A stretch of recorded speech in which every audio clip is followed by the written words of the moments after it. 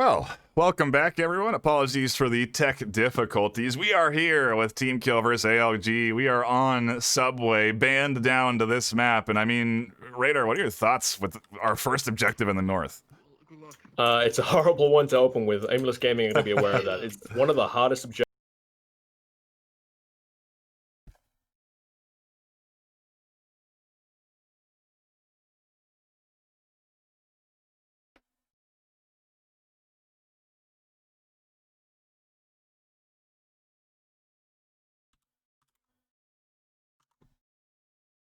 Tech difficulties here. Apologies for that. Hopefully we can have this sorted in a second.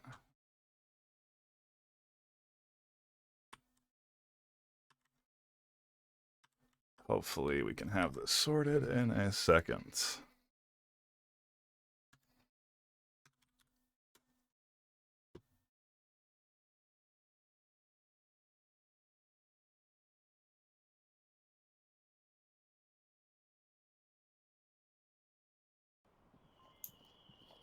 Okay, we are back. Apologies, I had a brief hiccup there, but I think everything's sorted. An early kill came out there. Radar, what happened? A nade?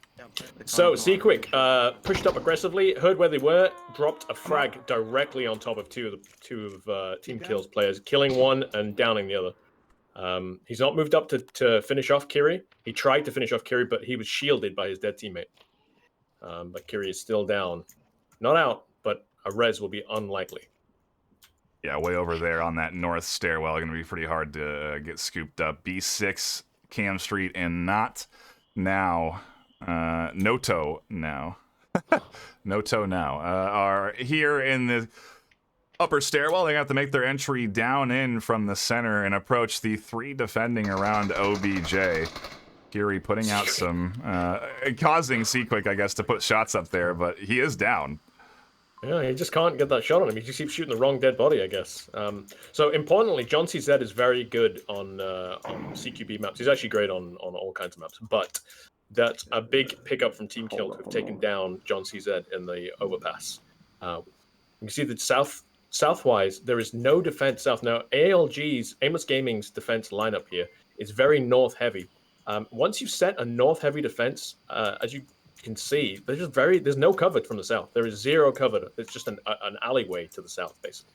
So this gives Team Kill a great opportunity to push heavy south and basically surround that objective and aggressively push in. Now, unless Aimless Gaming come in with a flank, it's going to be very hard for them to hold this. Yeah, the center approach is just so hard. Unless they, I mean, honestly, you could get out a couple of good flashes down here onto Nardu and Fume. And it would cause a little bit of panic. Soda would have to crash downstairs. There could be an opportunity there for Team Kill to make some action happen. But comms from Cam Street, the mic pop coming out. Now they know there's at least one here that's going to be making their entry in from the front. Do they know that it's three deep, though? I don't think that they can't possibly. They can't assume they've got one kill.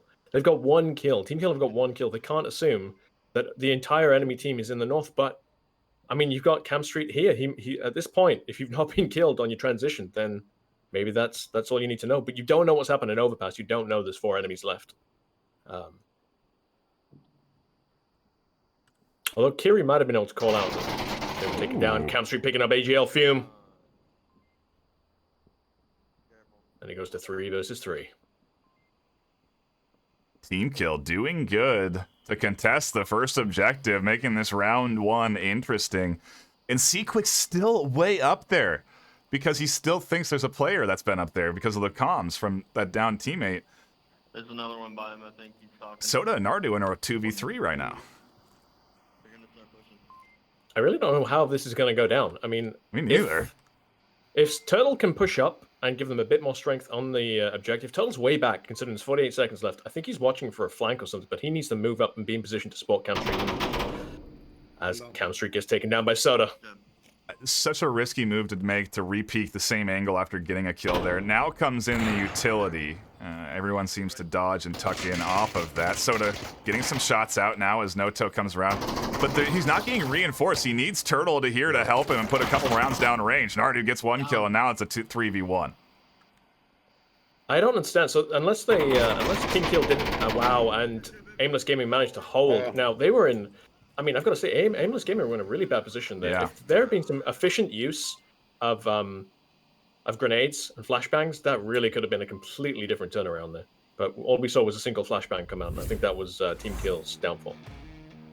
Yeah, a rough start for them out the gate with that nade coming out and getting them, but either way, a pretty close round 1 for what these disparity is in ranking. That is, I mean, geez, that is right there.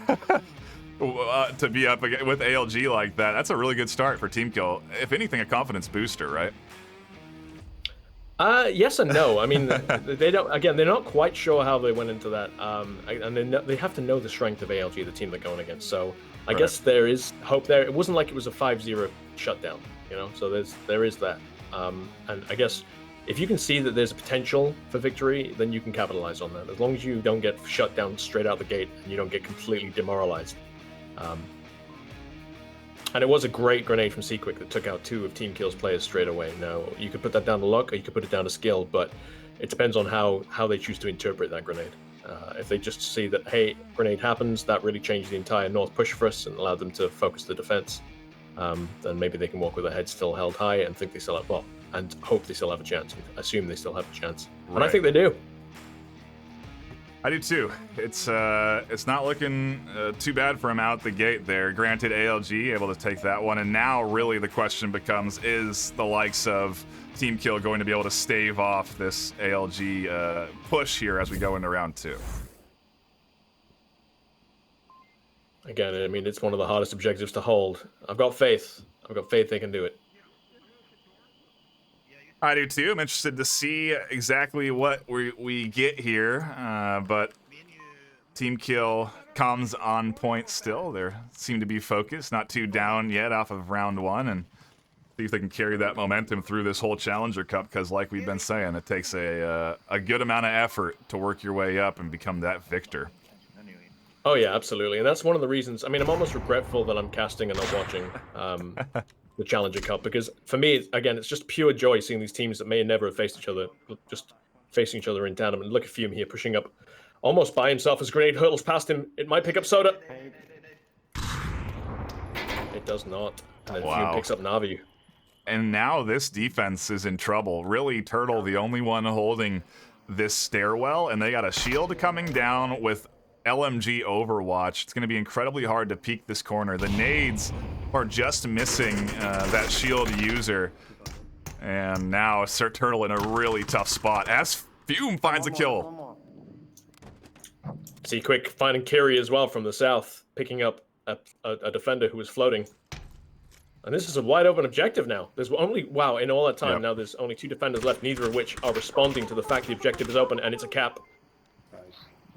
Seeing that veteran experience of ALG coming into play here. And you know, this is, again, worth pointing out that you have this disparity, so to speak, in skill range in the early rounds, right? It's just how the round robin works, because there's such a diverse pool, and because we let any team register, you can have teams that maybe necessarily wouldn't face off against each other in regular season. I don't think Team Kill would really ever get the opportunity to go up against ALG in that sort of regular season.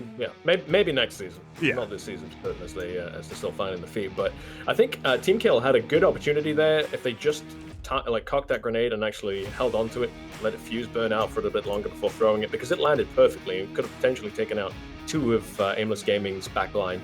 Unfortunately, it was a rush grenade and then a followed-up rush grenade from the corner, a bit of a panic situation. But then a lack of panic from the last 2 defenders not collapsing on the objective, as they perhaps should have.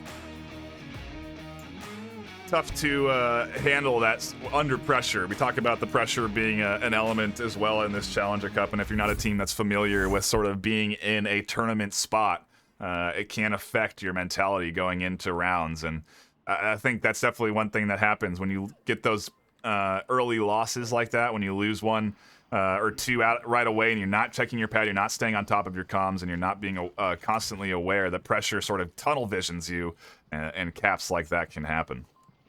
Oh, absolutely. And you saw them, Aimless Gaming didn't waste a beat. They know they'd opened up the objective. They didn't wait to see what was going to happen next. They just pushed in and got the cap.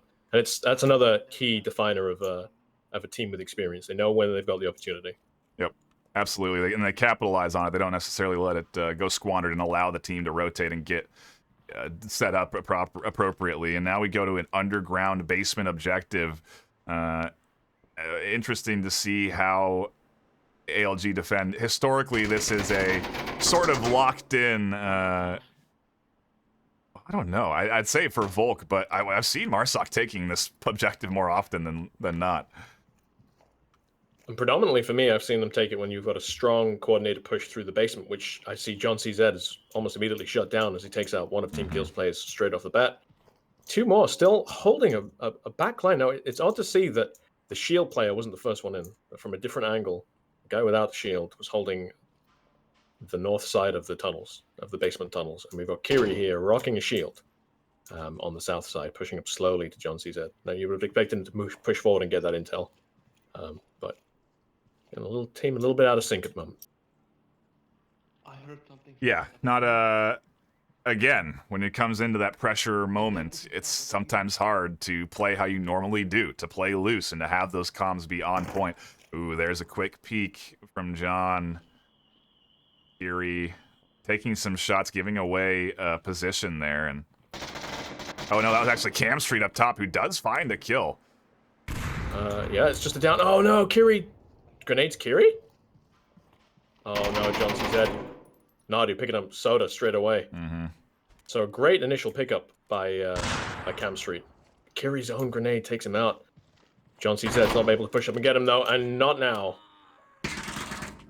Gets the trade, another kill coming up top for C-Quick. Suddenly it's all up to Cam Street, who does get the shots off and finds But again, one. just another down. Wow, this just downs and downs and downs, unfortunately, for Team Kill at the moment. He needs to look at his tablet, appreciate the situation. He's got two teammates he could res if he falls back. It's always a hard call to make. You don't know what the situation is down there. You don't know whether you can fall back safely. You don't know if there's someone guarding those bodies. But in this case, when you see two down teammates... There it is. Confirm comes in, and yeah, the res really easy to get, honestly. He can drop back, go into those back stairs, and be right on top of Kiri and Noto now in no time. Interesting that they're not calling out for the reses either, and that Cam Street has just checked his pad. He knows. Yeah. He's seeing the icons that they're resable. This could turn the entire map around. If he fell back and got his two reses, this would potentially turn back into Team Kill's favor. As it is, he's going down 1 versus 1 at Fume. He's got that angle locked in. Going to be more ready for the approach out of this street, and especially if no utility is going to come out. Fume is really going to be dialed in. Oh, as I say that, he drops off of the angle, so typical Onward fashion, the moment you stop checking your angle is when the enemy peeks it. We'll see if that's the case.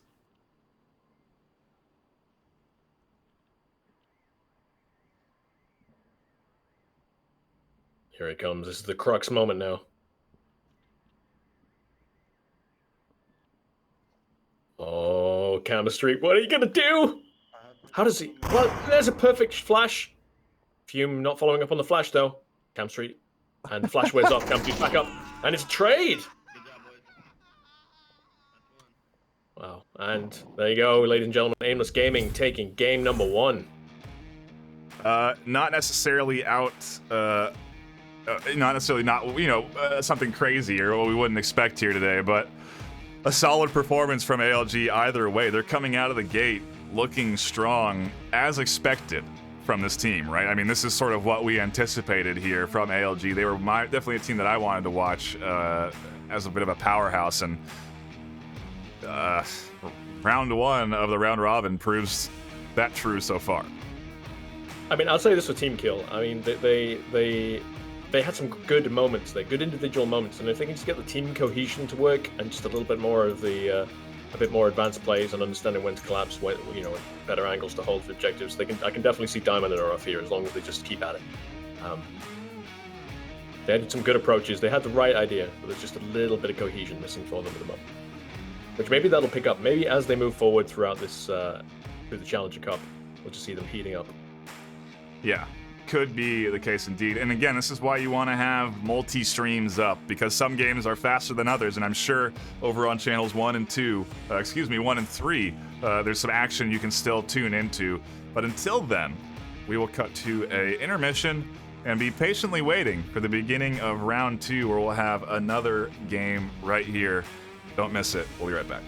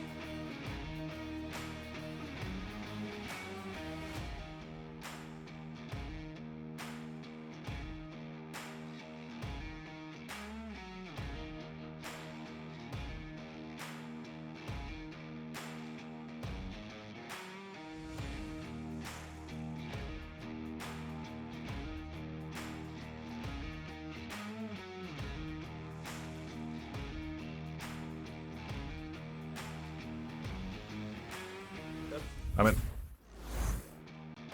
Welcome everybody to the VR Master League Channel 2. We are back with Quest Supernaturals versus Dead Logic. So far, a couple of great matchups across the board in round one. Am I right, Radar? Absolutely. I mean, we saw some typical 4-0s off the bat, but there's quite a few much closer games, 4-3s, 2 or 3 4-3s as well. So not as one-sided as one might have expected in the opening rounds of the Challenger Cup as we go into the second series of matches.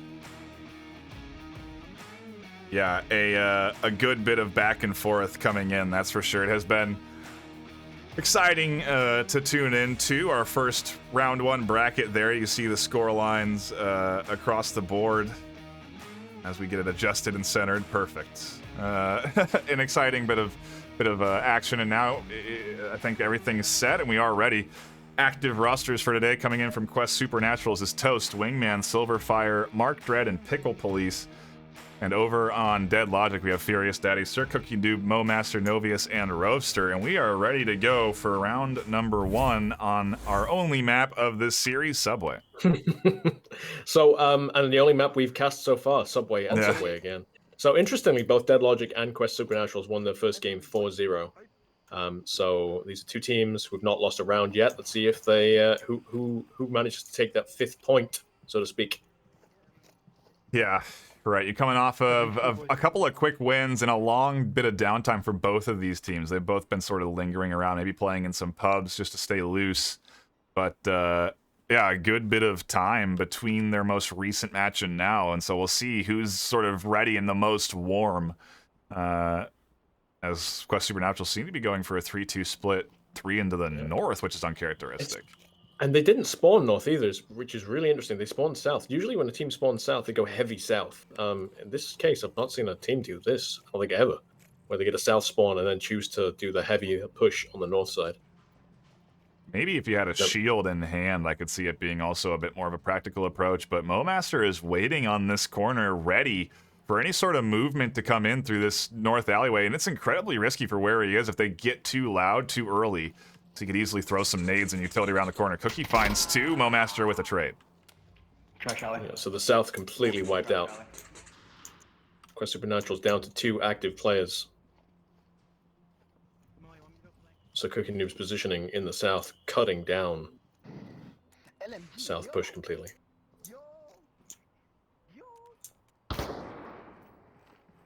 Confirm comes in there from Mark. 1 kill coming through for Supernaturals officially, but they're now into that 2v4, and it's hard to approach down this lane. Granted, there's no real coverage here. Yeah, but there's also no shield. Right. So, I mean, I can't see how Quest Supernatural is going to afford to push up this. We've not seen a massive collapse onto it, but we saw Sir Cookie Noob and Roadster both in situations where they can easily shut this down, and then they've got 2 other teammates who can... Whoa, Novius is running a flank, I only just realized. Oh yeah, you can see him now coming up the back of the stairs. Flashes and nades coming in. That's a good flash. That completely blinds them, buying Novius time to work his way up here. This is working out for Dead Logic so far. Novius is right here. About So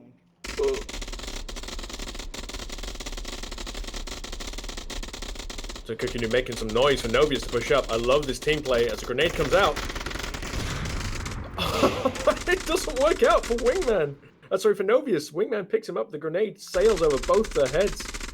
They are rotating out away from this fight. So actually, what? So Cookie Noob scared them away. The timing on that.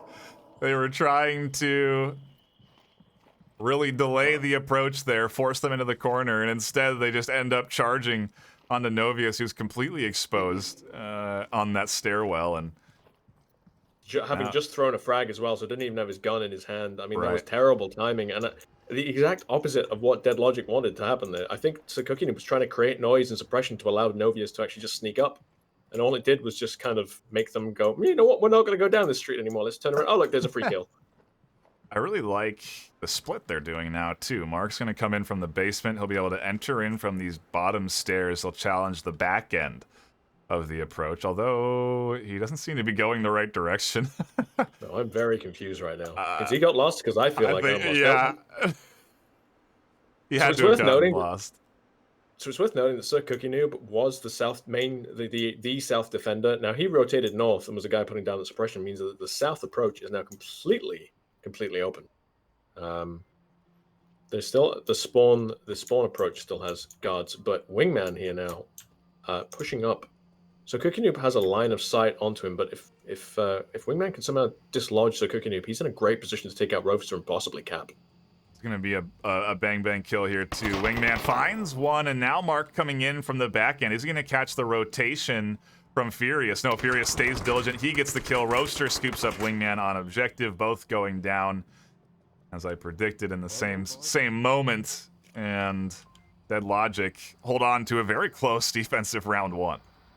Yeah, I mean, it opened up with 2 of Quest Supernaturals going down immediately. It looked like it was straight going into Dead Logic's corner, but yeah, Quest Supernaturals brought it to 2-2, and you know, if they were able to play off the momentum of that initial kill onto Sir Cookie Noob, he could have picked up Roaster as well, but unfortunately he didn't push forward after that shot, which gave Roaster the opportunity to lock down that line of sight. Shoulda, woulda, coulda. Yeah, right. Solid bit of rotation there to set up. I mean, you're talking about Cookie Noobs rotating to the north. He got that kill. I mean, actually, he got picked up by Wingman.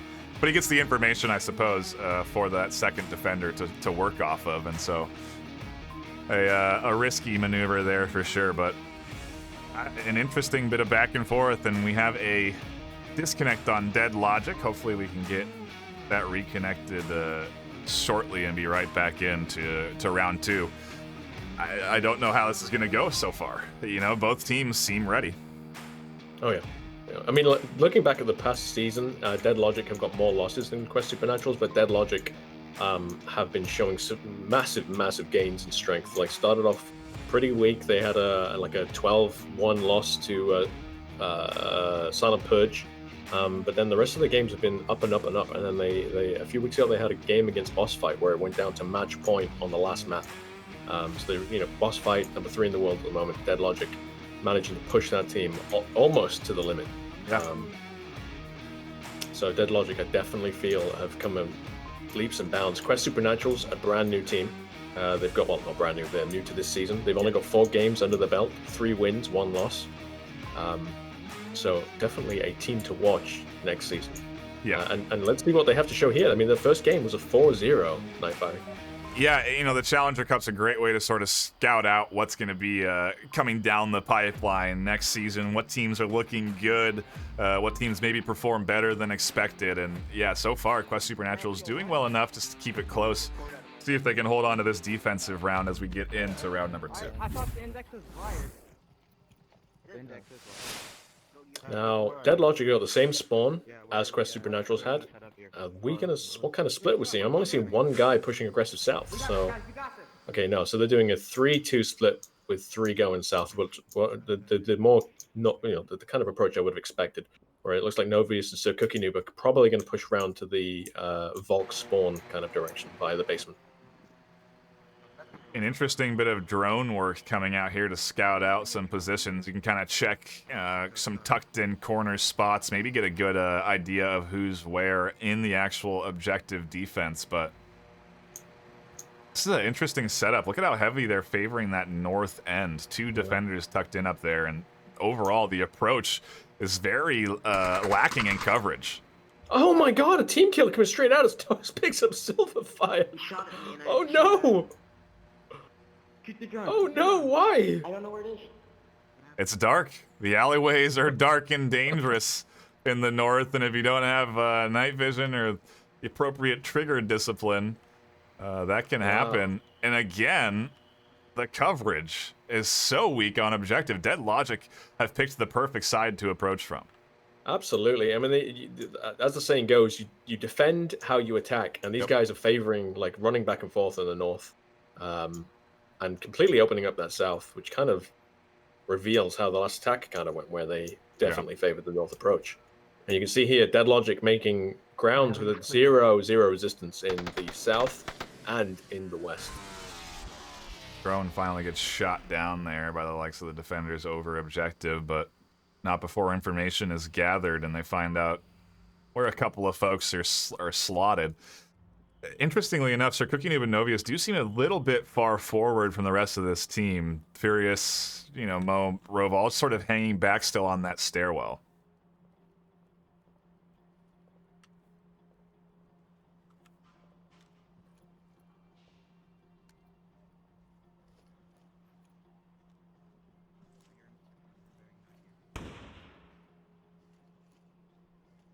Novius trying to signal to Furious that they're here. He didn't want to give out comm calls, and now he finally has. Furious is a risk. Oh my goodness. Watching that laser dial in on a friendly is always a concern, when, especially in these dark alleyways, and I've already seen one team kill from Quest Supernaturals. It wouldn't be out of the realm of possibility for Dead Logic to find themselves down one as well, but that's not the case, and again, they continue their advance. It does seem like at least the defense is tucked in more around the objective.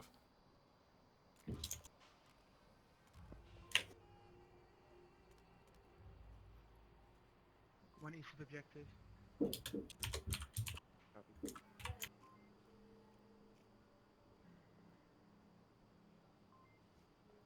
I think they've ID'd Mark. Comms coming in there, calling out his spot. Well, I mean, Dead Logic have got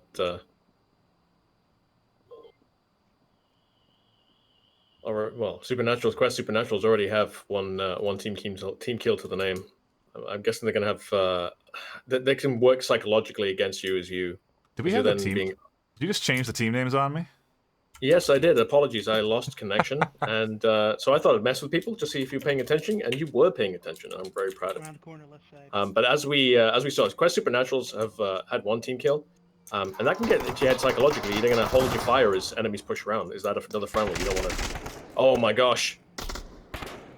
Perfect play around the entryway. Momaster finds Wingman and Toast suddenly all on his lonesome to cover in from the north alley, and they know right where he is. I think Momaster could probably punch in code here. One has to question why they aren't punching in the code. They've got absolute superiority here. Okay, Novius punching in the code. Toast suppressed in the back. I'll actually shoot him. It's a slow cap.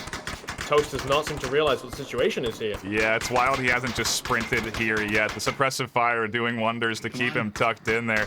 And somehow Novius is taking upwards of 30 seconds to get this code enter. What is happening? They're going to run out of time with this. They're going to run out of ammo. Momaster's now having an attempt. As Toast finally finds the courage, and it's too late. I mean, work on the caps a little bit if you're Dead Logic after that one, because that was literally 5 people on objective for over 30 seconds. Wow, that was just, I don't know what I was seeing there. I mean, Dead Logic, I've seen Dead Logic do 3-second caps. Yeah, what I was thinking. Wow, I don't know what happened there, but they still managed to get the cap down. And we saw the difference in the caliber of the team. Did you see the coordination when the attack finally came in? On all fronts. On all fronts, just a blitzkrieg on all lines, and that left Toast in the north by himself. Who just didn't wake up to the situation. He's being suppressed from the objective. The real, for those that maybe don't necessarily, they're seeing Toast's perspective and going, well, he's getting constantly fired at. You can't really move. The real indicator there is that someone's shooting a pistol for suppressive fire. Yeah. If someone's shooting a pistol for suppressive fire, it's not to kill you. It's to put a bullet in your vicinity and put that suppression effect in your head and make you think, okay, I can't move. You have to be able to react off of that gun audio and know, look, these guys are clearly just suppressing. They're putting out pistol rounds. I gotta move, and then you just sacrifice your body. You get in front of the bullets, you try and die, or get 5 kills and come out with either 1 point lost or a win. The worst case is to sit there.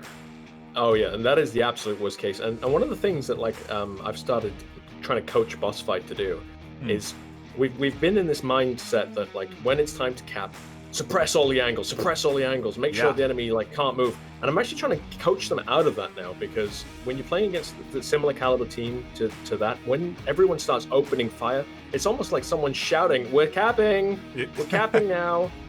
So that's what I'm trying to change that mindset a little bit. Depending on who we play and where we're at on the map control, don't just all open fire, because you're basically telling them to charge out and try and stop us now. Or alternatively, use that. Everyone Yeah. start opening up fire when we're nowhere near the cap and make them panic. Yeah, force rotations, all Yeah. sorts of options around there, and yeah, it's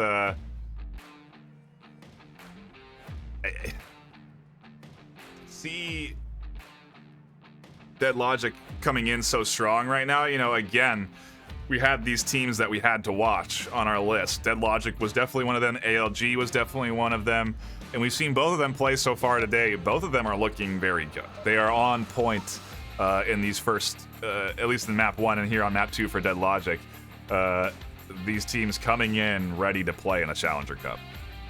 Oh yeah. Oh yeah. Listen, Quest Supernaturals aren't counted out yet, but we are seeing a difference True. in experience. With Toast suppressed out in the corner and not, for so long and not realizing it, we're definitely seeing that. Just that, Yeah. not anything wrong per se, but it's that difference in experience that you need to immediately know from looking at your Yeah. tablet. Oh crap! I need to collapse right this second. And like you said, I need to find a bullet. Correct. Yeah, and you know, we're here to try and educate at the same time. You know, I'm sure these guys are going to come back and watch. Go, yeah, okay. Well, maybe next time if I hear that pistol suppression, I'll push. And if you're new, you can learn too by watching these pros essentially go at it. Interesting push coming in from Quest Supernaturals. Yeah, again, and this is why I love seeing teams, New Word teams, because they have a different approach. They haven't come up through the ranks and leveled up the same as all these different experienced teams. So their idea of tactics is completely different. And I'm not saying anything worse. That's why I look forward to it, is because we get truly original plays. Like on this objective, I would almost always expect a team to push heavy northwest, as we saw in the previous round. We saw them not doing that, in fact, but I especially would have expected to see Quest Supernaturals do it. And you can see Dead Logic are expecting it. They've got 3 guys dedicated to defending that north area. It's a troubling objective. You know, you have to invest enough to prevent a full push in the north, but you also have to cover your south, because you can see Toast Wingman trying to make their entry in from the middle of the of the subway. Oh yeah, and then there's Pickled Police, Mark Dread, and Silverfire going underneath, and they're going to be coming up again into the center of the subway area. A really important pickup by Toast there, finding Mower Master, one of the few defenders in the south. Now, so Cookie Noob's going to have to rotate around, but he's going to be in an open area. That north defensive area, again, you're in a corridor, so there's very little defensive opportunity in the north, defending south. It's all down to Furious Daddy, if you ask me, and possibly Novius running on again on a flank. We can see that he's thinking about a flank at the very least. Yep. They sure are. Got that 3-man push still in the underground. They've managed to really clear out the upstairs. Toast holding an interesting angle considering his team is down there. Novius making a lot of noise upstairs now. I think that's I think that confused Toast. I think the audio he was hearing above him, he thinks was below. And he might suspect his team to be the enemy here. Could we see another team kill come out? I really hope not. Now, he's really angling round like that. Yeah. Like he doesn't realize there's a 3-man team down here. He's This could be attacking. really bad. Oh, God. He is in attack mode right now. If he gets to the quick peek, it could be multiple deaths. Oh, wow, this is intense. Oh, no! It's the other way around! One. Silverfire Oh, no, saves his Silverfire. team. Gets the kill on his own, on Toast, but I think that could have gone worse, really. Oh, no. And meanwhile, all by him's lonesome on the attack near the objective was the Wingman. Like, the Quest Supernatural is completely out of sync here, to the point where they've got a team kill and they had a guy attacking the objective by himself, pretty much. Yeah, just a little bit thrown off there. They had the right entryway in through the south. They had all the advantages they could ask for. They could come in from that, the stairway up in the, from both the stairways to be shooting down onto that defense in the south, and just a little bit out of sync, as you pointed out, and now it's down to the 3 making their entry. 3v4 though, so certainly within the frame of possibility, and they've got the shield here coming in. It's only a matter of time though. If keeps this shield forward like this, that Cookie Noob may find a piece on the side. He has so many. The shield isn't 360 degrees, and that's its weakness, right? Right, absolutely. And he's going to have to push past Novius. Novius will have the opportunity as long as he doesn't fire too soon. to pick up Marked Red as he pushes past, and then Furious Daddy will also then have an opportunity as Marked Red pushes forward. And I think Cookie is seeing this from underneath the bench. Putting some fire on Pick a Police. So Cookie Noob likes to rock long-range weapons like sniper rifle type on any map. I wouldn't be surprised if he's... He's got himself a silenced AK there. Or no, actually AS Val, excuse me. Oh, Silverfire with 30 seconds left. Silverfire's positioning not great. He's the last guy left on Quest Supernaturals, and he's just shut down completely. He's nowhere near the objective, not supporting his teammates. Panicking as he throws out a flash, thinking some enemy might be near him. I don't really... He's been a bit of a disconnect for this whole series, really, because these nades would be going at his team. 10 seconds left, and he's not moving. Pressure. It's the pressure of the moment, you know? It's hard to untunnel. It's hard to focus on all of the elements that you have to when you play at a level against a team like Dead Logic. You're going up against a squad that we've said can compete against the top 7 pretty easily, you know? And so you can't really afford any mistake. You have to play the best you can play. And, you know, case in point, Dead Logic 4-0, their second game of the day, and they are looking real... They're looking hungry. Yeah, you're going to want to watch this team in these next couple of rounds, right? Because it's going to be really... They might go up against ALG in round 3. You know, they're going to go up against a bit of a tougher opponent in that third round. And so, you know, for what has been very solid maps 1 and 2 for Dead Logic, it's gonna eventually start to become a challenge, and that's gonna be the test, right? Because you've been playing for 2 hours already. You're getting deeper into that cup. Start to get a little fatigued, and it's really a test of your focus and your mental ability to stay locked in. Oh, absolutely. But I mean, they're going to be riding those 2 victories, you know, and what they need to make sure is they don't get complacent. Yeah, completely agree. Let's take a quick look at the overall standings. I believe I can't really see it, but at the top. Who do we have there? Aimless Gaming, Aimless Gaming, Dead Logic, Quest, Supernatural, OJC, Riot, your top 5. And I think we're going to see something like an ALG Dead Logic matchup for round 3. That's going to be a really exciting one. Most likely, probably will be on the main Onward VRML channel. So if you don't have your multi-streams up already, get them fired up and be watching across the board. We may tune in to another game if we can jump into it, but while we sort that, we're going to cut to a brief intermission. So don't go anywhere. We might have some more matchups here. Obviously, more matchups on Master Leagues 1 and 3 as well. Onward, baby. Challenger Cup. Booyah.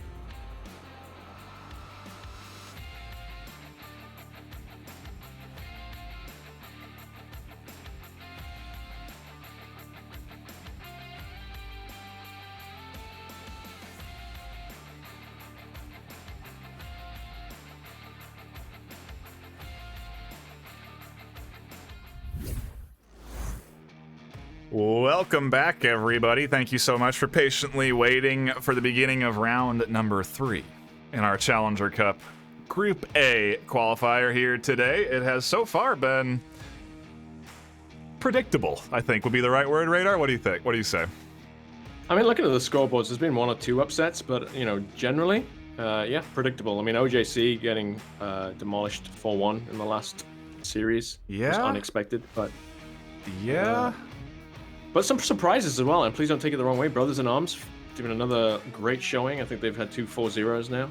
Wow. No, sorry, a 4-2 and a 4-0. Yeah. No, sorry, and a 5-1 against OJC. So they destroyed OJC 5-1 in the last series. The Brothers in Arms coming out like a team that I would not have thought would be showing as much dominance as they are so far. Please don't take that the wrong way. It's... Maybe I'm ignorant. We have our expectations set. You know, we've watched teams at the high level. We've watched squads like ALG, Dead Logic, OJC. We've seen them play and know what they're capable of. I don't think I've had enough, opportunities to watch a lot of Brothers in Arms games this season, and for them to be doing so well, it's the excitement of the Challenger Cup, the unknown, the factors that maybe we can't necessarily predict. Really curious to see how this squad goes up against ALG, because ALG are also undefeated. They have not lost yet in this Challenger Cup, and so we've got 2 undefeated squads going at it. I think we also have Dead Logic going up against someone that's undefeated. And over on Master League 1, I know OJC is playing as well. So all of our sort of focal teams are getting the attention that we expected them to get, I suppose. But we're ready, and we're doing it. Round 1, firing up ALG on the offense. Yep, Suburbia, Brothers in Arms, Aimless Gaming, Aimless Gaming on the attack on South Objective, which is one of the easier ones to defend, I'd argue. Although maybe all the North Street ones are easy to defend. I don't know. I can never get my head around Suburbia. After all this time, I still feel like a complete noob on this map whenever I play it. Yeah, that back garage OBJ, I agree with you. It's certainly one of the more defensible ones. You can tuck into a bunch of variety of positions. You can get a bit of a forward defense set up in that middle house if you so desire. You can also get a little forward over on the south as one goes down on Burning. An early pickup by John, and that's going to open up all kinds of movement, because this whole east side has really become a more popular side for teams to rotate through. So interestingly, I mean, John CZ getting a tight angle. Like, I must have been peeking a little bit over too much, but must have caught a tight angle to catch it. Nadu getting Josh Smith with a grenade, finishing him off with bullets. And now if you're I mean, if you're Muppet, you're a little bit concerned. A nice kill across the way, a trade into the center, and now it's only a 2v4.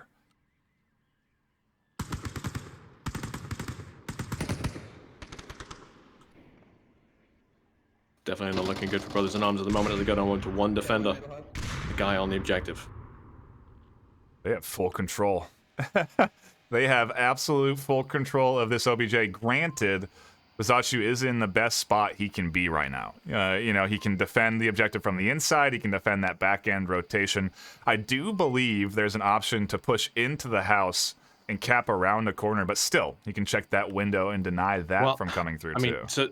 So here's one thing you might not have considered is you can cap from upstairs. Oh, I did forget about that. Yeah, you're right. Yeah, so if somebody does make that push, Bizachu cannot stop it. Bizaku? Anyway, the point is that if they manage to get someone... well, the key thing is that to get that cap, they'd have to push into the front of the house.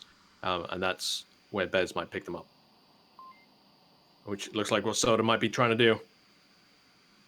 Soda, could have potentially... He goes for the kill instead? Yeah, he could have threaded that needle.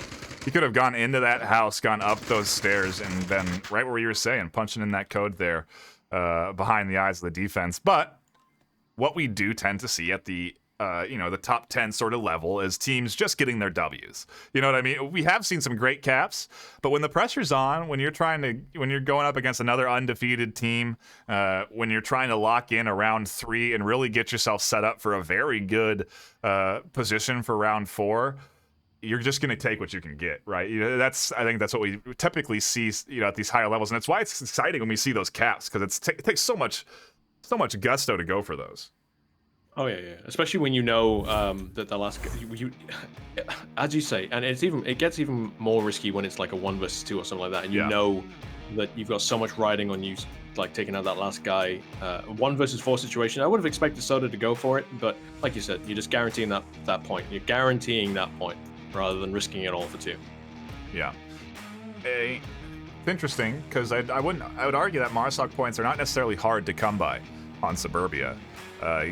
I could understand getting that sort of lockdown on a downfall or a Q1. Hey, take the risk. Of course. Hey, look, I'm not the one that's out there competing for $15,000 in pricing. Right? I'm just here watching and enjoying. Right.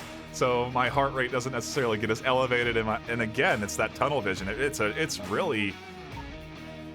hard to combat. You have to really have a lot of experience working with tunnel vision to recognize it and avoid it.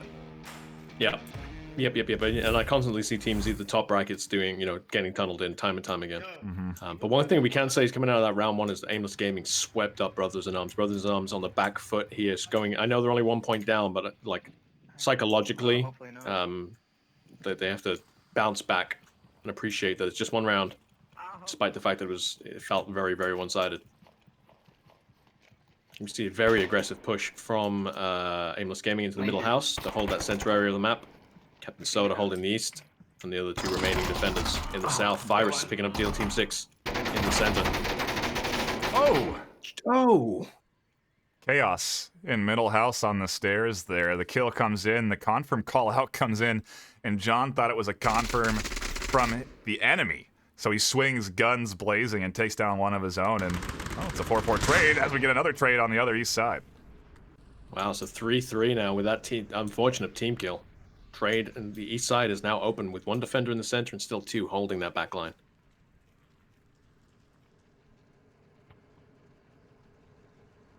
I think the setup is what they need. They have all those angles we talked about last round covered. They have their garage, they have their inside entry point at the stairs, and they have that 2-story still locked in.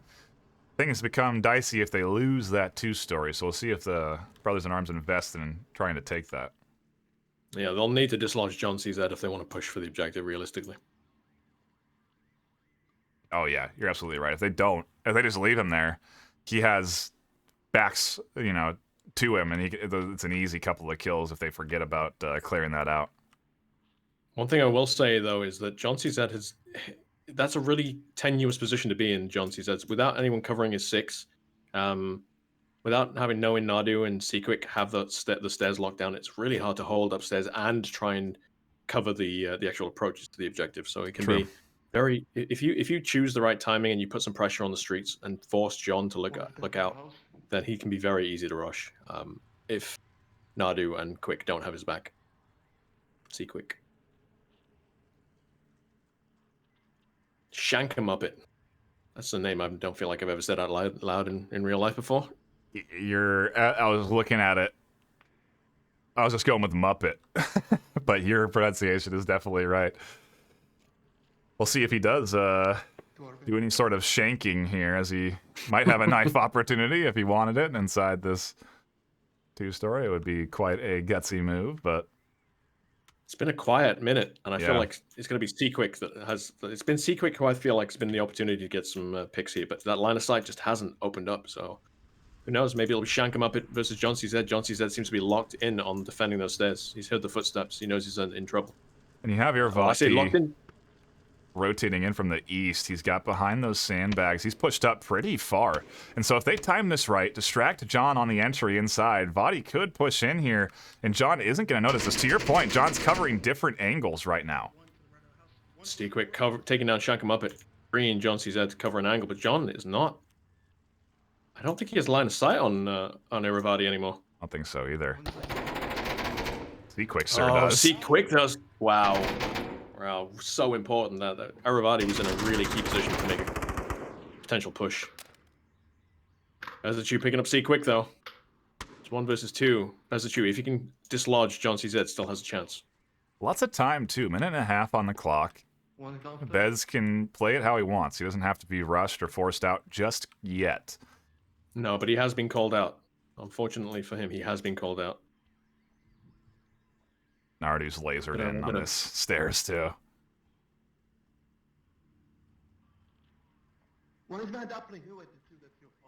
Oh. John panicking as he sees a teammate near the uplink. That's information for Bez to work with, and now Bez has gotten a little too quick. Audio cues coming in on the crouch. I don't think John CZ's reacted to it, no.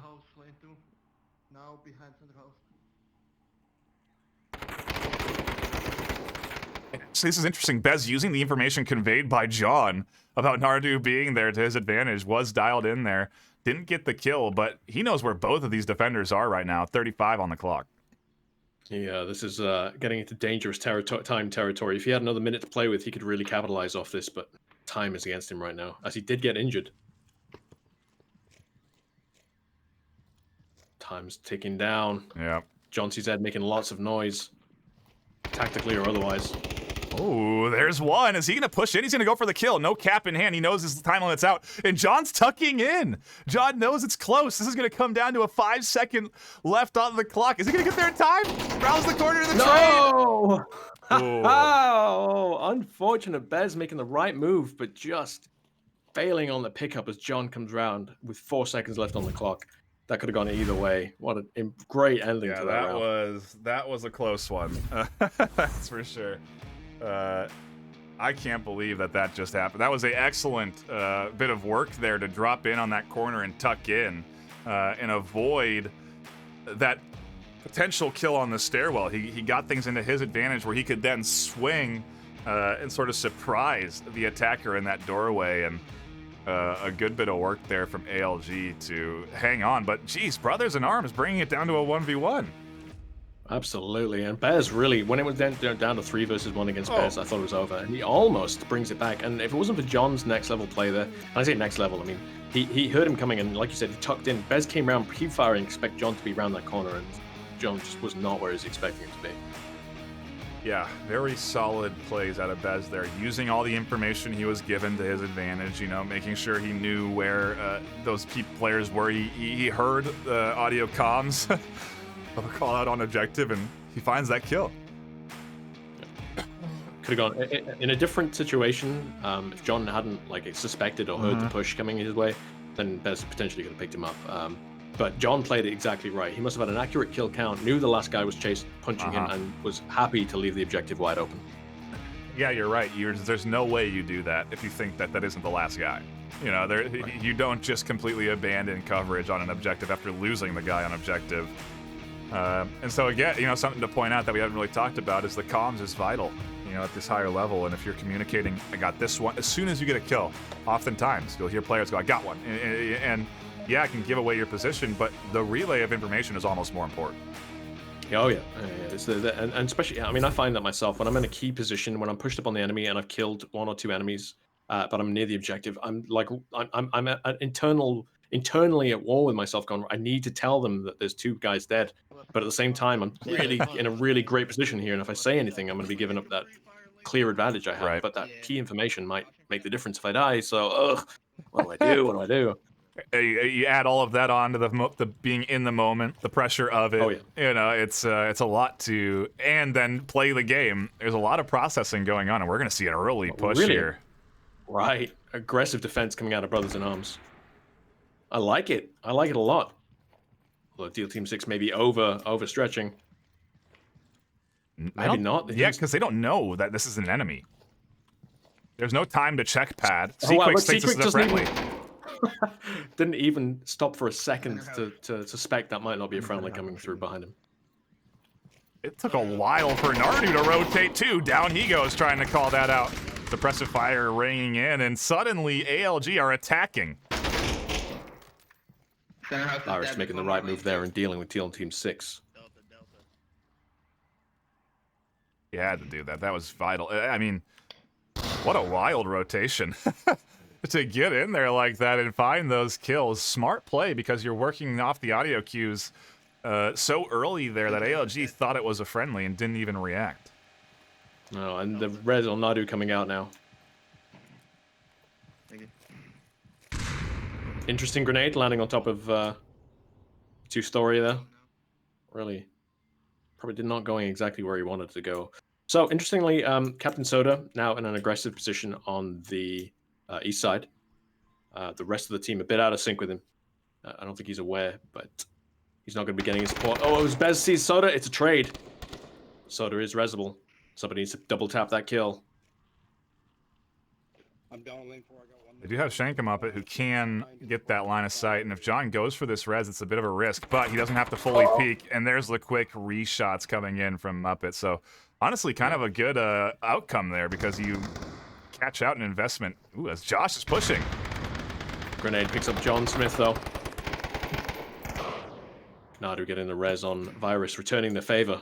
Nadu now going to be able to come around on everybody. Do they know he's there? Do they realize there is a second Brothers in Arms player on this aggressive defensive position? I don't feel like Nadu has any ideas. Everybody picks up Virus.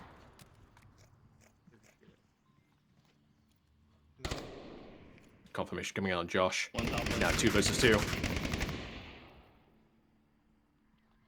Aravati telling everyone where he is, but Nadu just does not know how to react. I mean, the chess match that we're seeing right here. Nardu ducking behind the Hesco crates because he knows Vadi's through the shrubs. The shots coming through the shrubs, just going over his head. The callouts, all of the positioning, really interesting move from Brothers in Arms here to try and catch them out early. And we're into the 2v2. I mean, but Aravati's overstayed his welcome. He's made so much noise there now. There can be no doubt. He's not, right, Nadu, comes out firing. The moment Aravati made that noise, Nadu was ready for it, and it goes down to a 1 versus 2 now for Brothers in Arms on the receiving end of that. Really solid read there off of the audio cues. Knew he was right around the corner. A good nade, a fantastic nade at what is a common position, finds nothing. I do not envy Shankamuppet right now. I like his position, though. It seems to be a decent one. It's certainly risky, but at this point, you kind of want to have a little risk in your positioning, because if you go down, at least it's not a cap, and he's on OBJ, so his job is to really just prevent this cap from coming in at this point. True, but the 2-0 down, you know, and there it is, Nadu picking up Shanka as Aimless Gaming go 3-0 up. Anything but an easy victory for them, though, on that round. Brothers in Arms have made nearly every step of this road so far a challenge for ALG, but ALG have been pushing through. Every map they've played so far, they have been the dominant opponent, and I really think we're probably going to get down to an ALG Dead Logic round 4 that's going to decide who our Group A champion is. And I'm looking forward to that matchup, if that's the matchup we get, of course. Sure. But no, hey, listen, look, it's not over yet. Brothers in Arms could still pull this back. I've seen greater upsets in my time. Yeah, watched plenty of comebacks from that 3-0 before. It's very possible, and it's just, again, a matter of your mental fortitude. You've been through 2 hours of games already, arguably taking maybe longer than you had hoped with some downtime. You know, can you stay focused enough to realize that you can rally here? Or maybe our brother in arms sort of, I don't, if you're 2-0 right now, yeah, you really got to stay locked in. This is still the Challenger Cup in Brothers in Arms' grasp, really. It's not out of reach. If they lose this one, then things become a little bit tougher. But if they can snag this series, I mean, they're going to be the ones that are competing for that Group A spot. Absolutely, and what we need to see come out of Brothers in Arms now is a Hail Mary. They need to... Yep. I mean, you can play the long, slow game and try and get point back, and win that way, or you can try and go all out and try and go for a balls to the wall and go for that cap, you know? Yeah, absolutely. It takes a lot of... Gotta be a low graphic setting or like I said, a lot of mental fortitude to do that. You have to really be locked in and aware of what you're doing and accepting of the risk, you know? At this point, you're down 3-0, and yeah, I agree. I think to catch ALG out would be huge, but ALG are looking to shut this one down with a bit of an aggressive defense of their own. Nadu taking exactly the same position that we saw Aravati, so are we going to see Aravati prepping to take that position out? Oh, Bezachu coming out his line of fire and immediately taken down by Nadu. boxes spot. Familiar with that spot as they call it out, and it's a common position, honestly, at this point. Teams have been taking it pretty consistently because it's so hard to uproot. Another goes down to Nardu.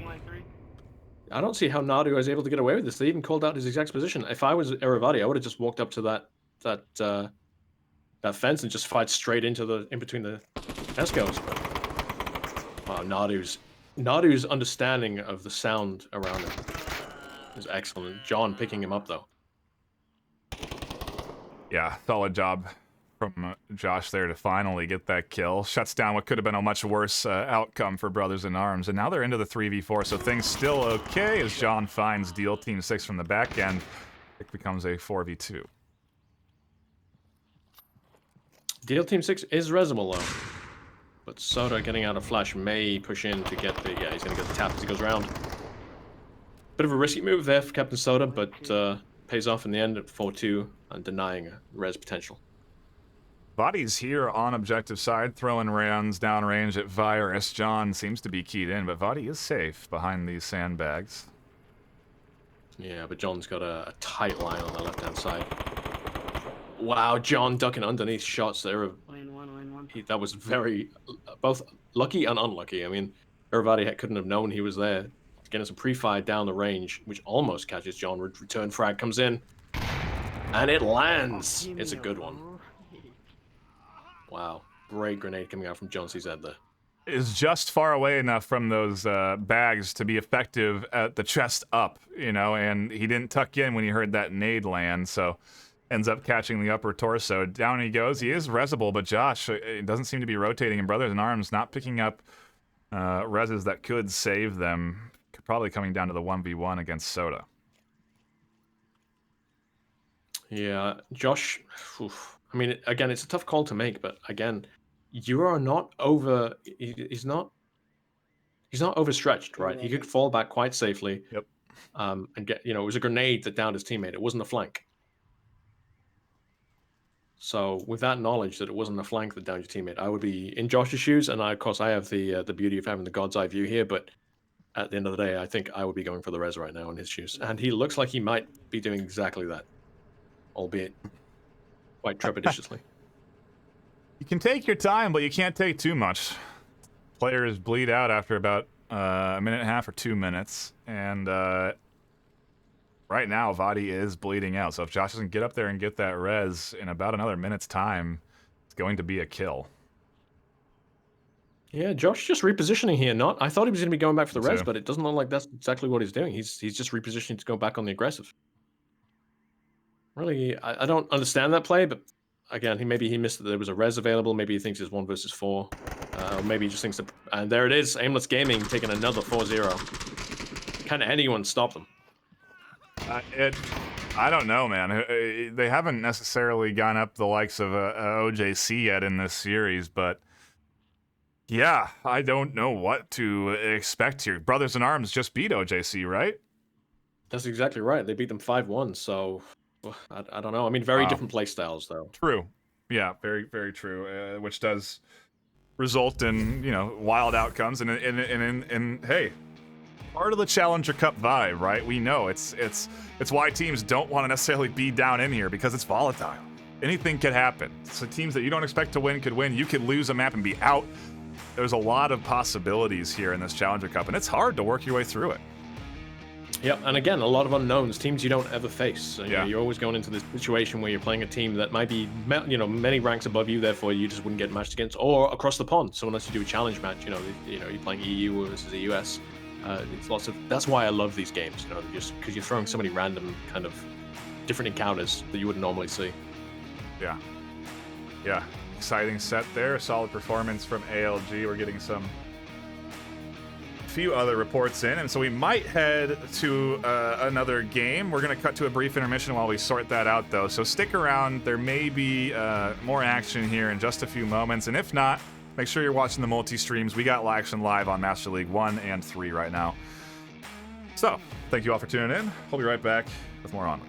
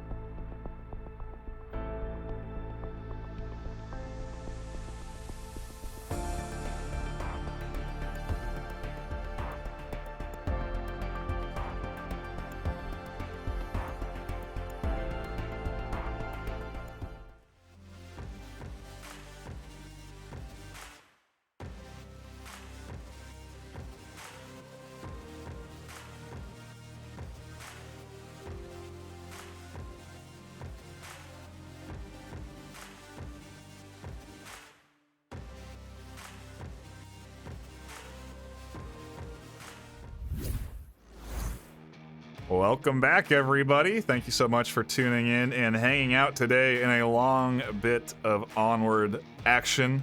I know it's spruced few and far between, if you will, but you know, some maps go quick, some maps take a while, and so sometimes those intermissions can take a bit for every team to finish their map, and then finally here we are in round number 4. And if you're here, thanks, we appreciate you, but I think you're really going to probably want to direct your attention over to Master League 1, where the group decider is going to be Dead Logic versus ALG.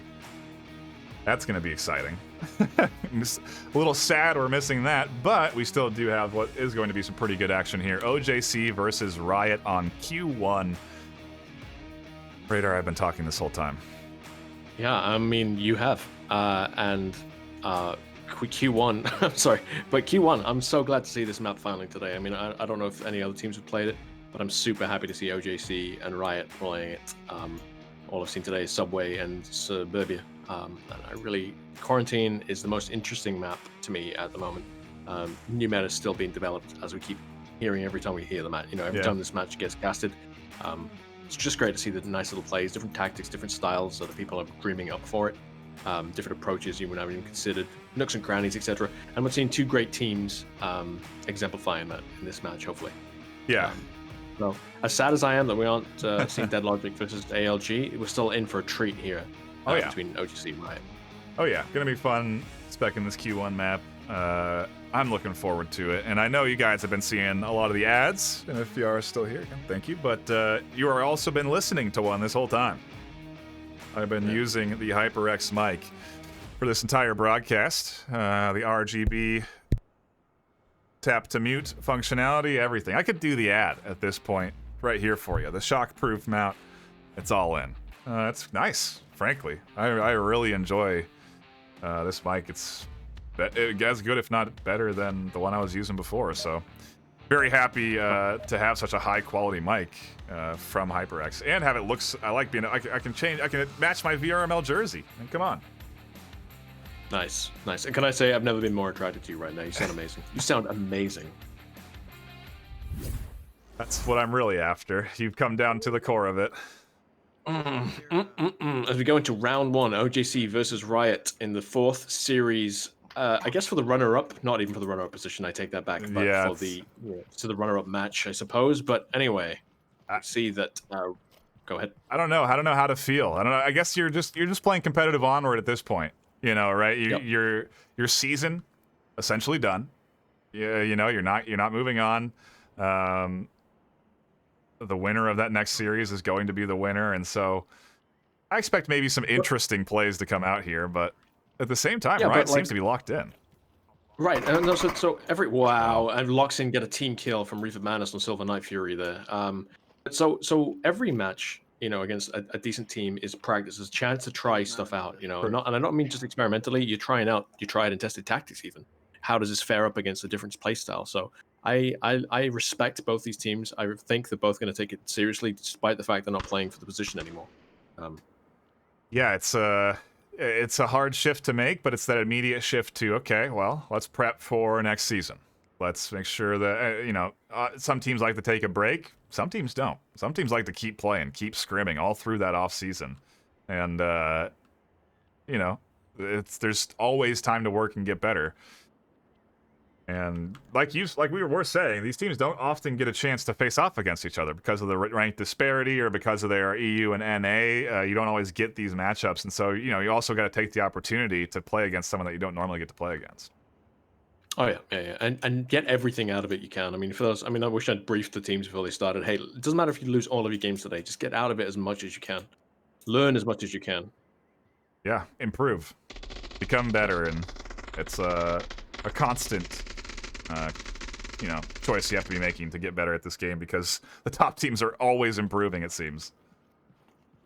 Yeah, but we're seeing the most delightful thing about this season, despite all of the challenges it's faced, has been seeing new blood enter that top 7 bracket, top 10 bracket. Absolutely. I mean, shoot, ALG is competing for that Group A, win right now. As is Dead Logic, who are even lower. Dead Logic, I think, are like 20th. Ranked in the world right now, and they're fighting for that 8th spot. and fighting with gusto, one might say. But anyway, focusing back on this match, OJC, a man up at the moment thanks to a team kill. We can see Japan, Reefer Madness coming in now, NepNep and Japan picking up 2 kills almost in the same heartbeat. Reefer Madness getting that refrag though. It's a 4 versus 2 situation with OJC on the manpower advantage. I'm moving closer, bro. Reefer is rotating here. Might catch NepNep completely in the open. No, he's not ready at all for that rotation, and NepNep able to find that refrag. And I honestly don't think either of them were. Like, if I'd seen either of them in real life, I think I would have seen a shocked look on both the faces. Like, but NepNep just quicker on the uptake. We had face capture technology. We could see it in game. That's the next stage, my friend. That's the next stage. Need to be seeing everyone's reactions to their kills. Can you imagine when you die, it saves the face that you died on, and it's some sort of angry. Oh. You know, everyone's dying with angry faces. Oh, I would love to see that. I would love to see that. Unseen's work cut out here. NepNep finds him, and it taking OJC taking round 1. Riot's defense getting literally cut to shreds by the Japanese community team. OJC is good, man. They are a team that just barely missed their opportunity to come out of this round robin stage. No. It's Brothers in Arms. I would have loved to have seen them face off against ALG or Dead Logic. Yep. But alas, it was not to be, my friend. No, it was not. It's the volatility of the Challenger Cup definitely in play. You know, it's that constantly.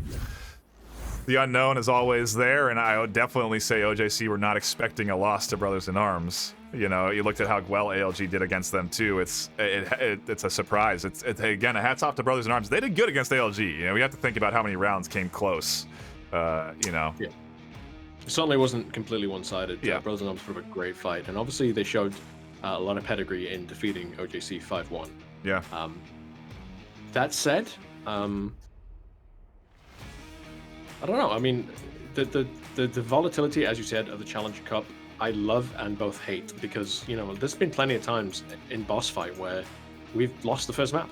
We've lost the first map, and then we've won the rest of the other 2 maps quite easily. Now, if that's this tournament, we're out. You know, you lose 1 map, that's it, you're out. Yeah, it's wild. There's no redeeming yourself. Well, I mean, you're out if other teams don't lose matches, because you can get to a situation where everyone is 3-1, right? Yep. It just hasn't happened today. Yeah, I think. Actually, I'm thinking about this. I don't know if the 3-1 is possible off of 4 rounds. I think you have to do 5. I don't know I'm no mathematician. Believe me, I can sometimes barely count the rounds that we're on. So, you know, I'm not one to listen to. When you sound that good, when you sound as good as you do right now, you can say whatever the hell you want and you'll get away with it. Yeah. Well, we're not going to explore that possibility. We want to keep. Shame. As we go into round 2, let's see if OJC's defense is able to withstand Riot's attack, as we saw OJC attack, destroying Riot's defense. Unseen and Xander being receiving shots as they cross the North Road, but surviving to tell the tale. However, there is someone covering the South Road. Mrs. Xandria and Unseen, though, as they now transition into the South. He knew it was coming too, and he's a little upset he missed it. NepNep is up next as Black trades with Sweet Bean on the north. And NepNep is set up and ready for any kind of eventual rotation here. There are still 2 Riot players in the north. The trade, not obvious. Well, no, I mean, they can see the dead body, I assume. So the north is relatively open. Confirmation shots come out unnecessarily, which leaves Shinzu JP in the west alley to hold off against 2 Riot's players who may not even go into the west alley. Yeah, NepNep took some early shots, wasn't feeling good about his positioning, tried to rotate off, and Zan catches some rounds over the top of the crates. NepNep is down, but can call out info, and Riot have a 4-3 advantage right now moving into this objective. It's really odd to see Riot transitioned in the open. We knew that 2 of them made it into the south, and yet OJC's reaction to that did seem proportionate. They had a guy in the back warehouse rather than in the actual ambulance building on the stairs, where it's very easy to cover those. So wow, Shinzu getting that ambush on Reefer Madness and Silver NightFiree. Didn't even have to move. They just gave those kills on a plate to Shinzu as he wipes out the north attack. When you come in from this, used to be your money spot if you were a Marstock. To come in from the west was easy peasy, guaranteed. You're gonna have all the cover you need. As Nashi finds unseen on that south side, he gets this other one. But you know you could easily come in from that side. Now there's just a bevy of spots to be set up on defense on this west side. You can tuck in behind a variety of these crates. You can tuck in where Nep tucked in. You can hang out in the alleyway. You can hang out in the building.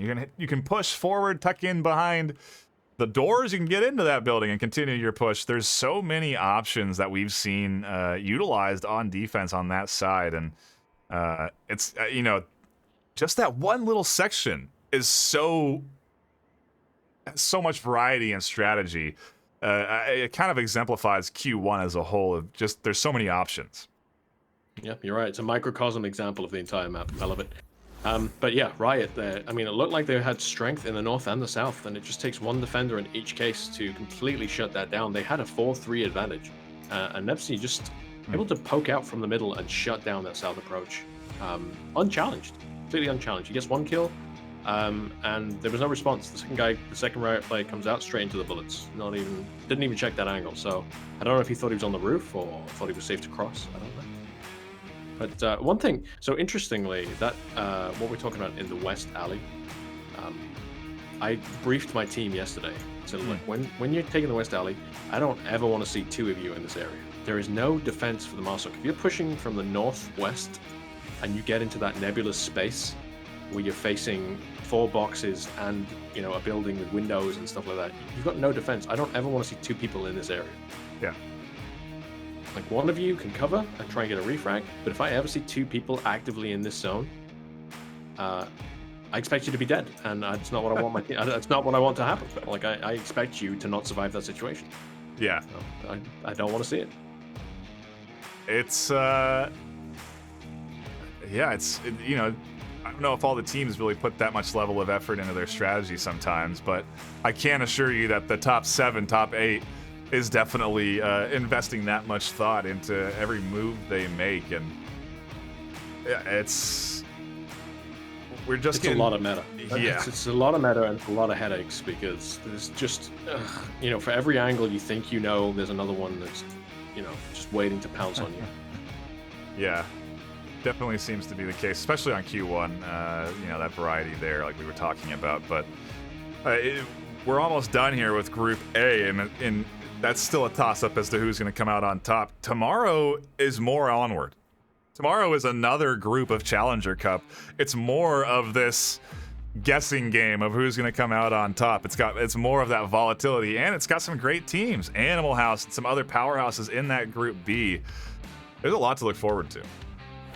Oh, yeah, absolutely. And unfortunately, I don't think I'll be able to cast tomorrow, but I very much look forward to watching every single one of the games that are streamed tomorrow. I'm going to be multicasted to the full.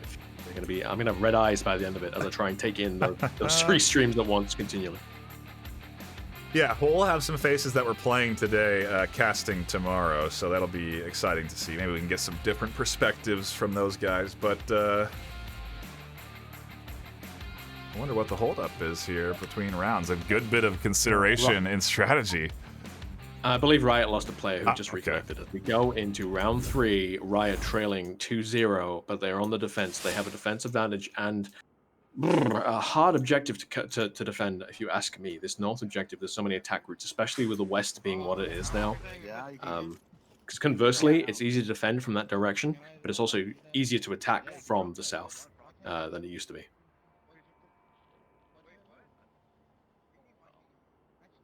Let's see what Riot have got. They want to get a point on the board. That goes without saying, but moral, just for the morale of the team, it's so important to get that 1 point. Just to be like, right, okay, I know we haven't won today, but you don't want to lose the last match 4-0. Seems to be some issues with Unseen. He can't move his character, and they did not reset. Oh dear, that's not good. But you know what? It's oh, he's moving. He's alive. We have movement, ladies and gentlemen.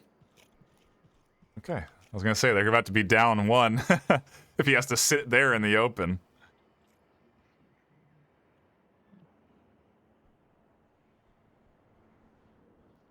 So a really nice approach from OJC here, and one I wouldn't have expected. Usually when I see teams getting a southmost spawn, I wouldn't expect to see a rotation of 4 of them going east. But that unexpected pivot from them might pay off because the defense is mostly centered in the west side of the map, the northwest side of the map. You have to protect what you were saying earlier is a lot of options in terms of attacking angles, so trying to make sure that that doesn't end up happening. But at the same time, there is some new ones, some new angles to attack in from the east as well, where OJC is heading. Yeah, but you look at Void 16 position on Camp 2, you can see that he's got a great line of sight on that new approach. He's got that locked in. Zandria in a good position to rotate near the objective as he dies. But Unseen getting the refrag instantaneously there from another great pivotal defense position, which allows you to both cover the west approach and the east. Solid spot, also a bit of a risky one as you are kind of elevated. Minimal cover with those barrels. Man, I can't even see his body. Now Japan, Japan. CK, guy in the east. Slowly pushing up, and I don't feel like Riot have a clue that there's an attack from another direction. All the pressure has been coming from the east. Meanwhile, we've got this little ninja coming in from the west. We'll see how silent he stays, because Reefer is dangerously close. He has his laser dialed in. He is him. And goes the stealth, but it pays off as it brings Riot down to 3 defenders. Sweet Bean rotating round. May catch Japan as he comes out into the alleyway, which he slows down as he makes the approach. Eyes on from Sweet Bean on the roof. Certainly risky to cross this alleyway now after making his presence known. CK. I'm just going to call him CK because I just realized they have JP Correct. or JPN at the end of all the freaking names. God. It's better at the end than the front, okay? That's what I always say. Yeah, but they've got it both sides, OJC and Japan. As we see Sweet Bean take down CK.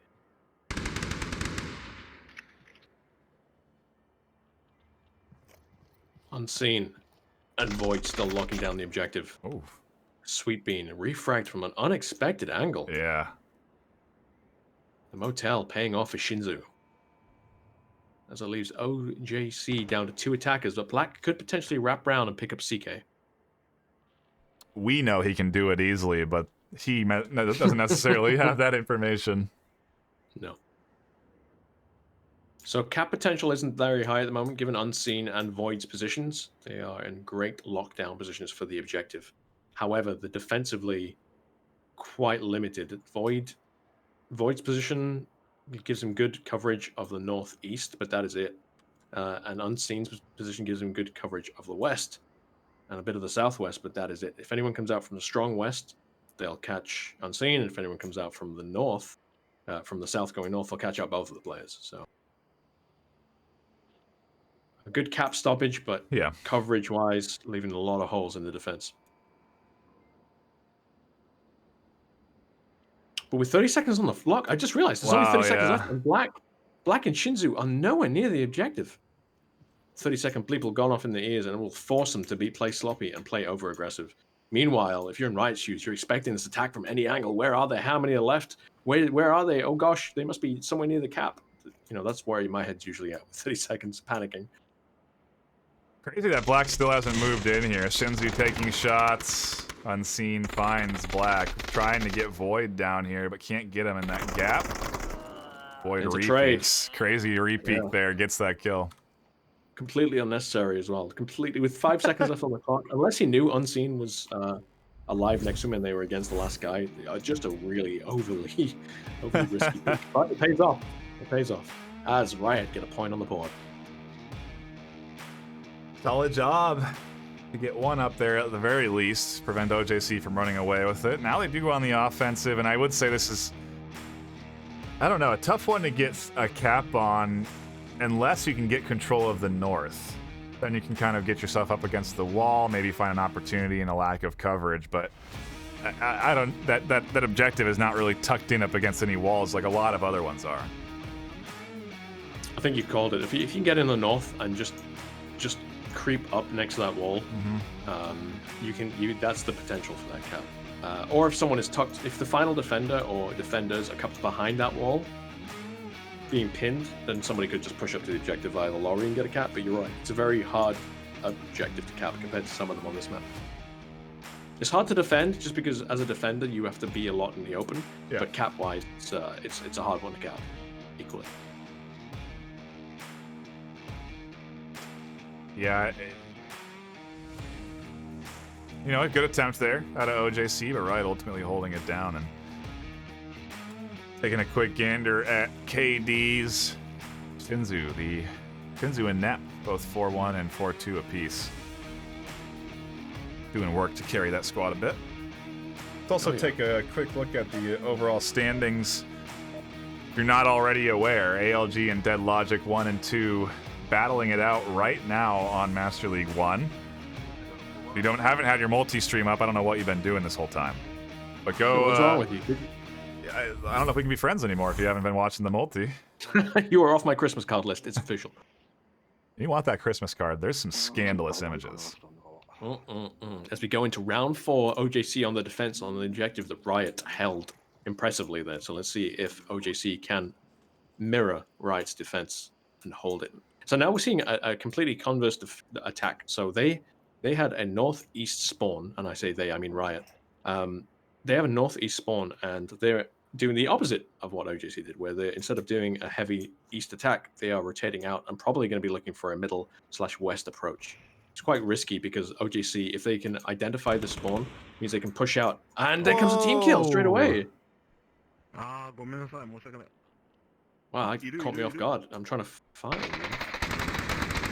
Yeah.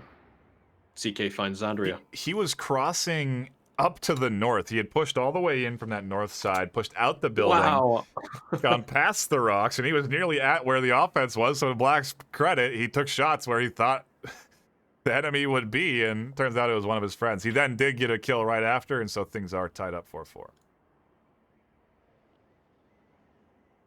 Yeah, but I mean, Nep would have been a great position to take both Marsoc out. There's no way they would have expected a defender to be that pushed up. But c'est la vie. If you don't communicate with your team and your teammate doesn't realize the move you're making, that's the kind of thing that happens in a high pressure situation like any Onward match is. And that's the thing. I mean, I find that I delay my shots too much as I try and visually confirm is that friend or foe.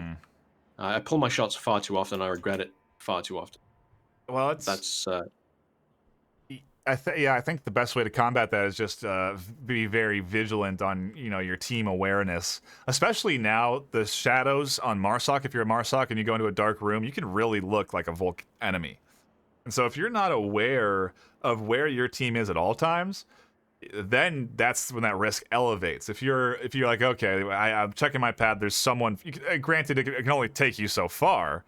But you can get a better idea there by being constantly vigilant on that, and it's a debate for sure to be had there, and I think players often do debate. I do feel like if Nep was making that aggressive a push that early on, he should have said something maybe like I'm going to be pushing heavily east, just because it was a very unexpected move, and the tablet only tells you the direction of a friendly, not the distance. So that should have been something that's either conveyed in pre-lobby or as you're running to it. Say, hey, look, I'm gonna go for this. I'm appreciating what Reefer Manus is doing in the northeast. He's dragging attention. The rest of his teammates are slowly transitioning to the southwest. Meanwhile, he's on the opposite corner of the map trying to get attention to himself. Like, look over here. Don't forget about me. I don't know whether he's trying to get kills or just trying to...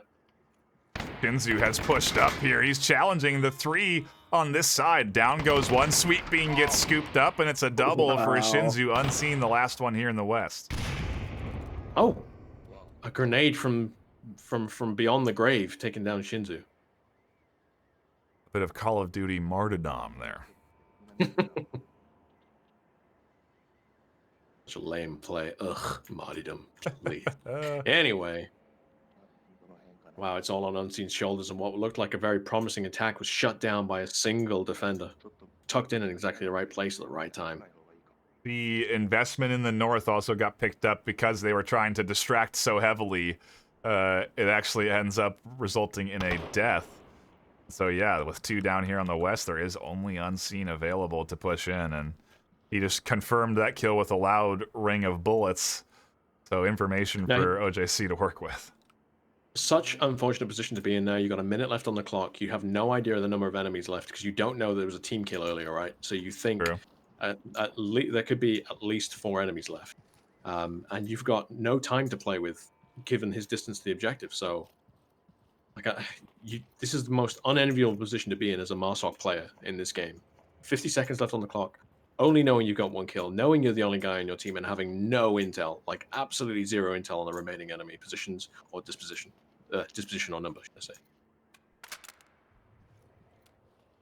Unseen has charged in here from the west, has gotten behind the defense.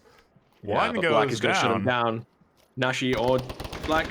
Oh, and there's Black taking down Unseen. Nashi almost drew Unseen's vision over to Black's position there, resulting in what could have been a double, but gets caught out. Good position there by Black. We talked about that spot earlier being powerful, and snags them a 3rd round.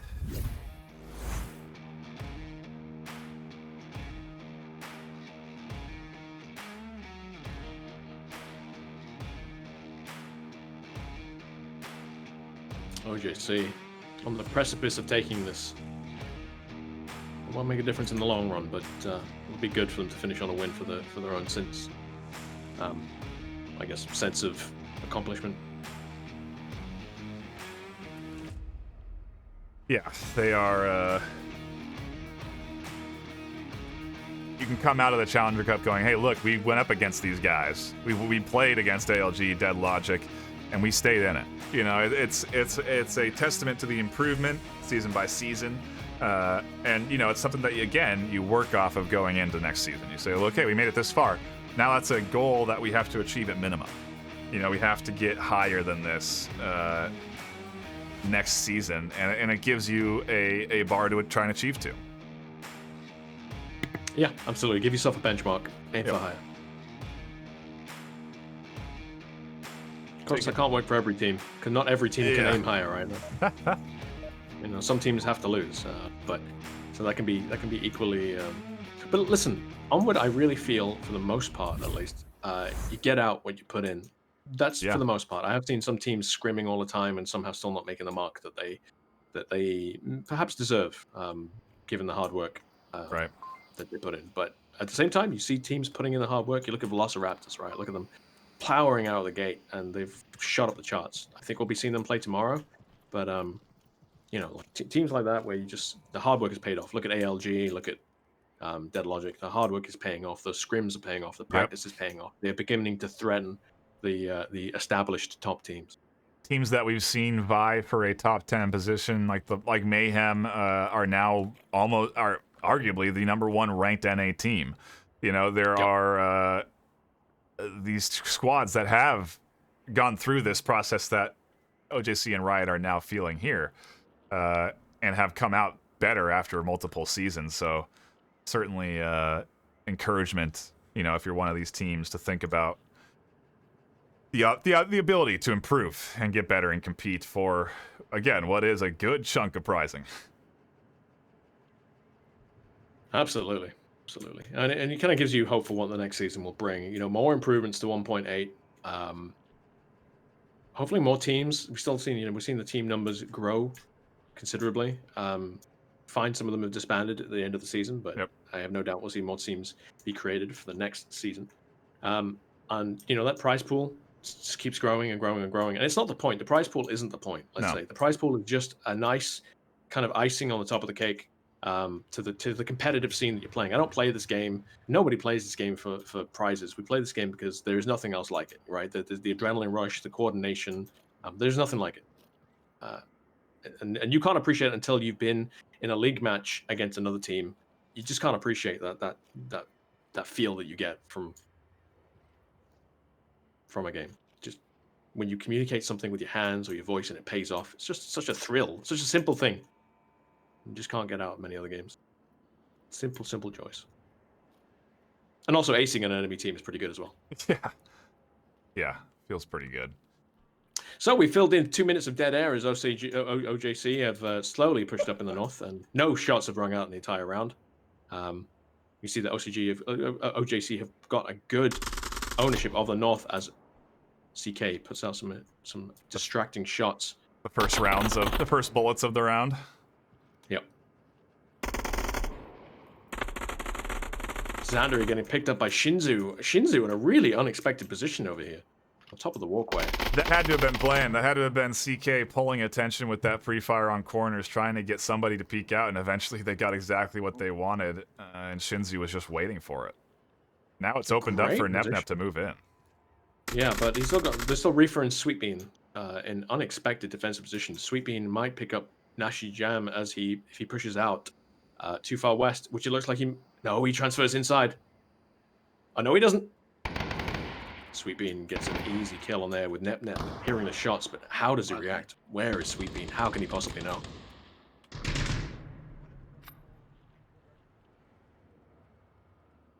Yeah, NepNep has no idea where Sweetbean's position is.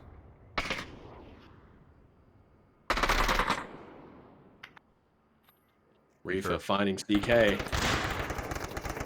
As I'm corrected. NepNep finds Sweetbean that's slowly pushing up, just looking. Sweetbean not repositioning after his shots. Pays dearly for that. As it goes to 3-3 now. Reefer's the only one on objective. NepNep's here on top. Doesn't see Reefer beneath him. Maybe hears him. Oh, he does. Oh, he's looking for that angle, but he can't see him. Oh, this is brilliant. Oh, he drops the grenade. It's a flash. Meanwhile, Unseen picks up NepNep. NepNep in a great position to get that cap and possibly put pressure on it, but his indecision punishes him now, as it's all down to the South team. I think he was too high to drop there and not die. So he couldn't drop shot that. He couldn't find the angle, and ultimately he just ends up sitting up there completely exposed and eventually goes down. But now we're into a 2v2.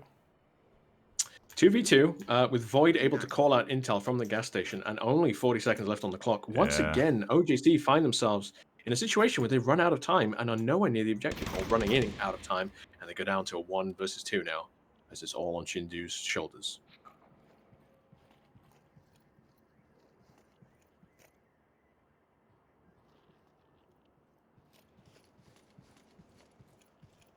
Yeah, time running down. I think he realizes the mismanagement there.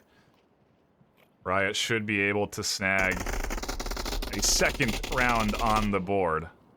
Yeah, he's nowhere near the objective. All that Riot need to do now is just hide, and there it is. The time runs out. No pressure. Objective was relatively safe. As long as they had an accurate kill count, of course, which I assume they did. And again, that kill count makes such a difference in this game. I know you mentioned it earlier, but knowing there's only 1 enemy left or 2 enemies left and identifying the location of them means that, like in this situation, you can basically go, well, there's 5 seconds left on the clock and he's nowhere near the objective, so I can literally just sit on my bum right now and get a free win. Just saying. Yeah. Kill count. Kill count, kids. It makes a difference.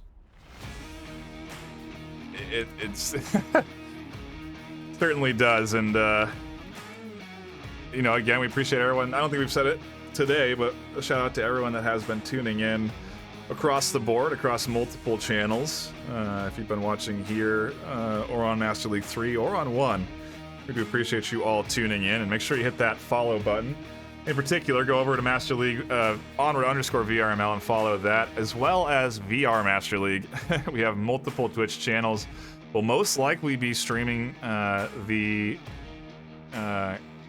some of the closed qualifier onto that VR Master League Twitch channel, as well as venues and some other platforms like YouTube and Facebook. So when it comes down time for that, be sure to keep an eye on where things will be going live, and make sure you're following all of the correct spots.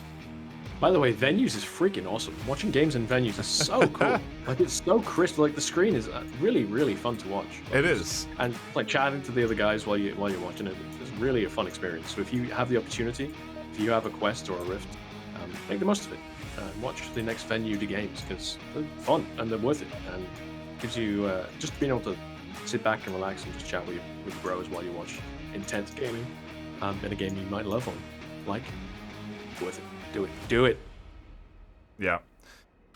We'll see what happens here in what could be the final round of Group A for both of these teams. OJC just a round away from snagging this. Granted, this objective is, I don't know, capable, really. Yes, yeah, it is capable. I have failed to cap on this objective many times, but it does not make it a not capable objective. I don't want to give too much away because Yes, I'm you're still a playing. competitive player. But there are, take for instance, Dead Logic did it to boss fight. Okay, they were on top of the plane. The final defender was near the objective. He had the objective locked down. Yeah. The attacker was on top of the plane, dropped a flash through the top of the plane, flashed the defender, and dropped with his tablet out and capped before the vision cleared. Just dropped from above and capped. Such an amazing play. And that's the kind of thing you can do with NetNet picking up unseen really early on. And Xandria. As Xandria stepped out for the refrag, Shinzu picking up Reefer Madness as it falls apart for Riot. Not a minute into the game and they're down to 2 players. I think they're up here in the north now, which is getting reinforced by CK, pushing up to this roof. He may be able to threat Void, or at the very least Sweet Bean. Void taking shots now, and now Nep's dialed in. Nep's dialed in on Void, which is give Sweet Bean potentially the opportunity to push up Japan. CK pulls back as a grenade finds where he was. Nep now on a roll, takes down Sweet Bean. Absolutely. Nep and Shinzu on 9 and 8 kills.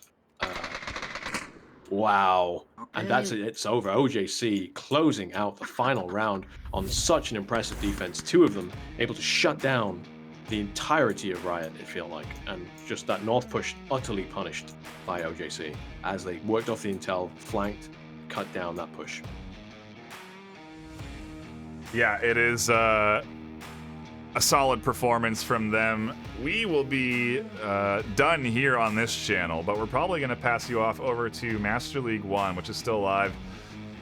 And can I tell you, it's still 2 points to 2 points. Well, we're in the future. Right now. We're in the future, technically. Oh yeah, you're right. Now we're in the past. So we'll see. Yeah. Who knows where things are when we're done, but the game's still getting close to us. Yeah, it's 12 minutes in the future you'll be hearing it when it actually happens. So yeah, I didn't think about that one. And on that note, thank you very much, NightFiree. You've been a pleasure to cast with today. Oh yeah, a fun Challenger Cup Group A with your radar. Hopefully we can see you for those semis and for the close qual. Well, I guess you'll be playing. So hopefully we don't see you. That's actually what I should be saying. Hopefully we don't see you casting and we see you instead playing in that closed and semis and finals. Yep, it's over. Sorry, 12 minutes in the future, guys. I've just seen the final play out, so it doesn't make any difference. I'm not spoiling it because it would have already occurred. Yeah. Sorry, I had to cut in because it was an intense ending. Anyway, catch the games tomorrow. As NightFiree was saying, they're going to be awesome. We've got some great teams playing, and then obviously we'll have the Challenger Group A final playing against the Challenger Group B final for that 8th spot, which again will be an amazing match to watch in and of itself. Yeah, seems to be. I don't know. It'll be interesting to see who comes out of that Group B. We'll be talking all about it in the pre-show tomorrow at 9:30 p.m. PST. You're going to want to tune in, get a little info on all of the squads, who's playing, what's at stake, and then hang around for another exciting day of Challenger Cup finals. That is going to be it here from us. A very brief shout out to the bevy of sponsors that we have to the league. We've had ads playing consistently, so maybe we don't need to do this very much anymore as we kind of roll out that system more and more. A shout out to all of our sponsors: Pro2VR, VR Cover, HyperX, Rebuff Reality, Asterion, Cyber Shoes. The list continues to grow and extend, and we appreciate all of those folks coming together to sponsor our league. That's going to be it from us here on Master League 1. We thank you all for hanging out, and obviously tune in tomorrow for more action. My name has been NightFiree, my co-caster Radarhead. We'll see you tomorrow. Peace out.